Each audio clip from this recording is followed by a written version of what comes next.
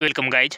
GK MCQ Gem के channel में आपका बहुत बहुत स्वागत है। सब्सक्राइब कीजिए जीके एमसीक्यू जेम के चैनल को और पाइए रोजाना फिजिक्स केमिस्ट्री बायोलॉजी का मल्टीपल चॉइस क्वेश्चन।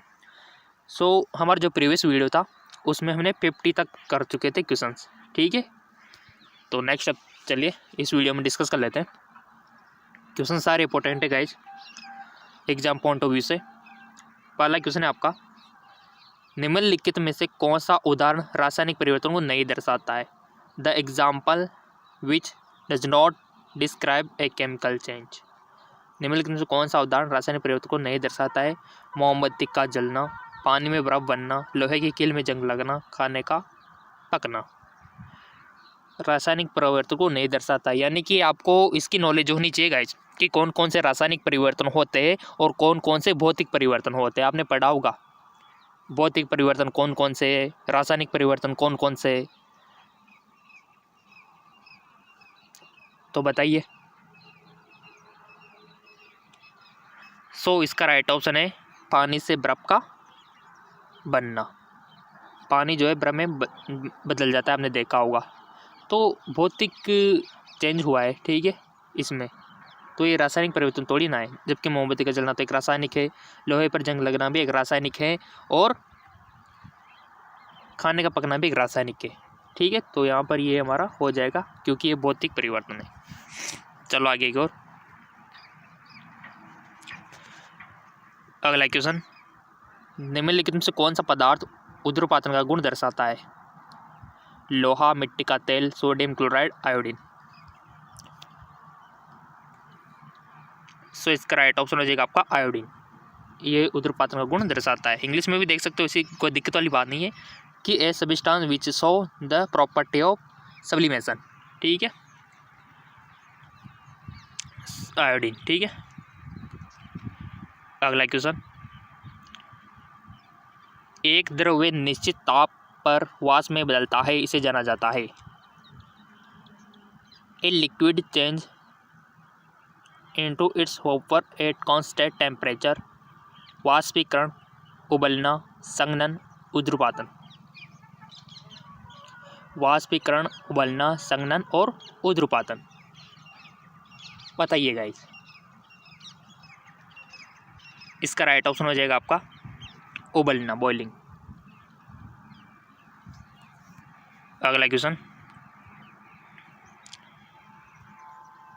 एक ठोस पदार्थ निश्चित तापमान पर द्रव में परिवर्तन होने पर ऊष्मा का उपयोग करता है, उसे कहा जाता है? गलनांक, भौतिकी नेताओं, गुप्त संघनन ऊष्मा, निश्चित तापमान। राइट ऑप्शन इज गुप्त संघनन ऊष्मा।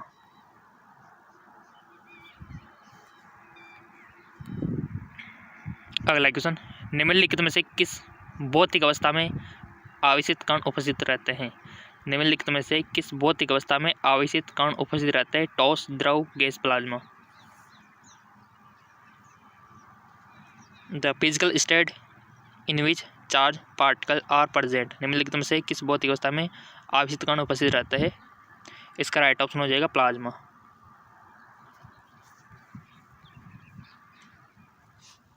समुद्र तल पर सामान्य या मानक दाब होता है 76 मिलीपारा, 760 मिलीपारा, 1.01 टू 10 पास्कल, 1.01 10 न्यूटन।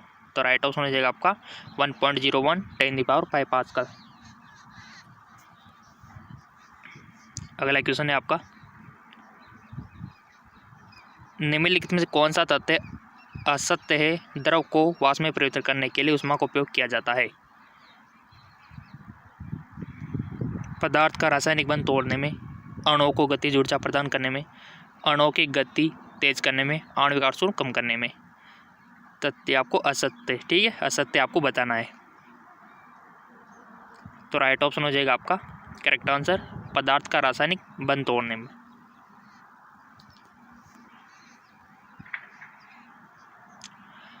तरंगे कंपन गति द्वारा एक्स को एक स्थान से दूसरे स्थान स्थानांतरित करती है। एक्स को हो सकता है द्रव्यमान वेग तरंगदैर्घ्य, यानी कि तरंगे कंपन गति द्वारा एक्स को एक स्थान से दूसरे स्थान पर स्थानांतरित करते हैं। एक्स को हो सकता है, तो राइट ऑप्शन है एनर्जी, ठीक है, हो सकती है।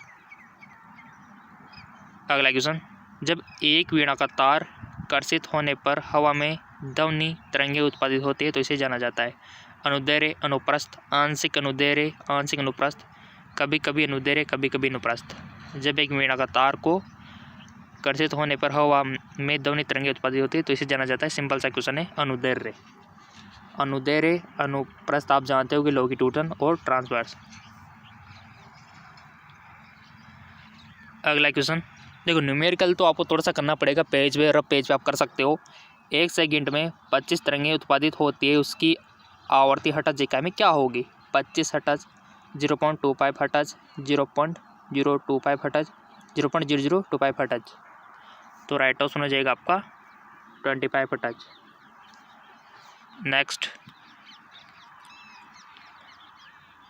एक सोनार स्टेशन को 3 सेकंड के पश्चात प्रतिगमन संकेत मिलता है तो वह वस्तु कितनी दूरी पर है? पानी में दबने की चाल 1440 मीटर पर सेकंड है। देखो न्यूमेरिकली सीधा है,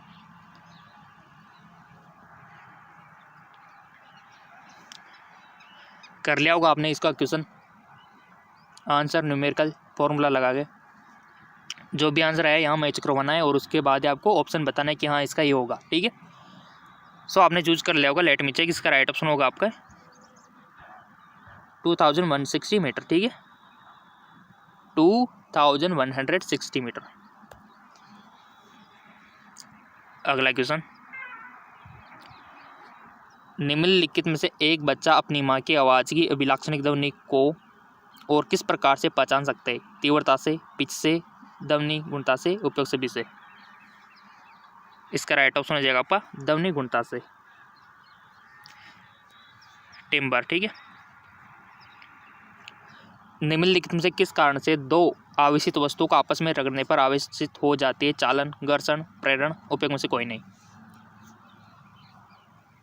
सो गाइज आपका जो ऑप्शन होगा राइट वो होगा प्रेरण, ठीक है, प्रेरण। अगला सवाल है, दो वस्तुओं x और y x आकार में y से बड़ा है को आपस में रखने पर क्या होता है? x और y में बराबर और विपरीत आवेश उत्पन्न होगा, x और y में बराबर और समान आवेश उत्पन्न होंगे, x में y से अधिक आवेश उत्पन्न होंगे परंतु विपरीत प्रकार का, x में y से कम आवेश उत्पन्न होंगे परंतु समान प्रकार का। समझो पहले सवाल को कि दो वस्तुओं x और y, x का आकार में x जो है ना आकार में बड़ा है, ठीक है, y से बड़ा है, x जो है आकार में y से बड़ा है, ठीक है, आपस में रगड़ने पर क्या होगा? देखो आकार का डिफरेंस है, तो राइट ऑप्शन इसका हो जाएगा कि x और y में बराबर और विपरीत आवेश उत्पन्न होंगे, ठीक है। अगला सवाल, ऐसे क्वेश्चन आते हैं कंपटीशन एग्जाम में, आपके एंट्रेंस एग्जाम में। एक सोने की पत्ती का विद्युत दर से कर सकता है, एक गोल्ड लैप इलेक्ट्रोस्कोप का है। आवेश की उपस्थिति का पता लगाना व आवेश के प्रकार का परीक्षण करना, केवल आवेश का माप, केवल आवेश की उपस्थिति का पता लगाना, केवल आवेश के प्रकार का परीक्षण। राइट ऑप्शन इज आवेश की उपस्थिति का पता लगना व आवेश के प्रकार का परीक्षण। अगला है, निम्नलिखित में से किसमें समाविष्ट आवेश एक कूलम्ब आवेश के बराबर होता है?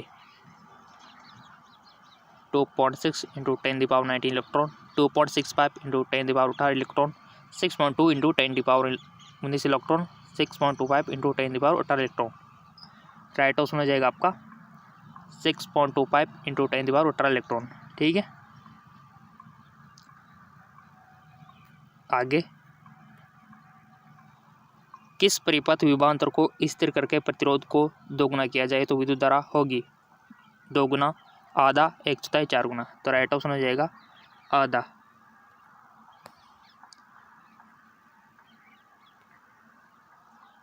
संसाधन का मूल्य किस पर निर्भर करता है? मात्रा, गुणवत्ता, समाज की आवश्यकता, ऊर्जा का। इसका राइट ऑप्शन हो जाएगा समाज की आवश्यकता।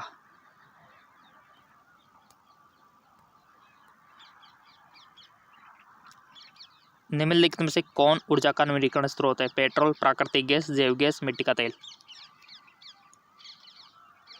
राइट ऑप्शन हो जाएगा जैव गैस।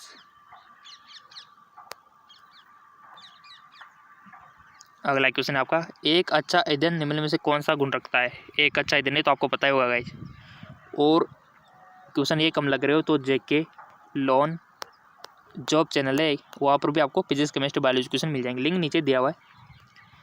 एक अच्छा ईंधन निम्न में से कौन सा गुण रखता है? उच्च ऊष्मीयमान और निम्न ज्वलन ताप, उच्च ऊष्मीयमान और उच्च ज्वलन ताप, उच्च ऊष्मीयमान और मध्यम ज्वलन ताप, निम्न ऊष्मीयमान और मध्यम ज्वलन ताप। राइट ऑप्शन क्या हो जाएगा इसका? उच्च ऊष्मीयमान और मध्यम ज्वलन ताप होना चाहिए इसमें करेक्ट आंसर। न्यूमेरिकल है, सौर ऊष्मांक का क्या मान है? What is the value of solar constant? 1.4 kilowatt metre, 1.4 kilowatt पर घंटा, 1.4 kilowatt metre square, 1.4 kilowatt metre inverse. तो राइट ऑप्शन हो जाएगा आपका 1.4 किलोवाट मीटर इनवर्स। ठीक है, फोर्थ करेक्ट आंसर हो जाएगा। नेक्स्ट, जलभराव वाली मृदा है, भौतिकी के साथ कार्य के रूप से शुष्क, भौतिकी रूप से नम लेकिन कार्य के रूप से शुष्क, भौतिकी रूप से शुष्क, भौतिकी के साथ कार्य के रूप से नम। तो राइट ऑप्शन हो जाएगा आपका भौतिकी रूप से नम लेकिन कार्य के रूप से शुष्क। अगला क्वेश्चन, हरित खाद का उदाहरण है। एग्जाम्पल ऑफ ग्रीन मैनर, ज्वार जौ लोबिया या फिर स्ट्रॉ भूसा जिसको आप बोलते हो। हरित खाद का उदाहरण, राइट ऑप्शन लोबिया। ठीक है, गूगल पे सर्च कर लेना अगर लोबिया नहीं देखा है तो, और जो किसान होंगे उनको तो पता है, किसान के बेटे। ठीक है, डॉक्टर वी कुरैन को किसने जनक के रूप में जाना जाता है? हरित क्रांति, श्वेत क्रांति, औद्योगिक क्रांति, नीली क्रांति। डॉक्टर वी कुरैन को।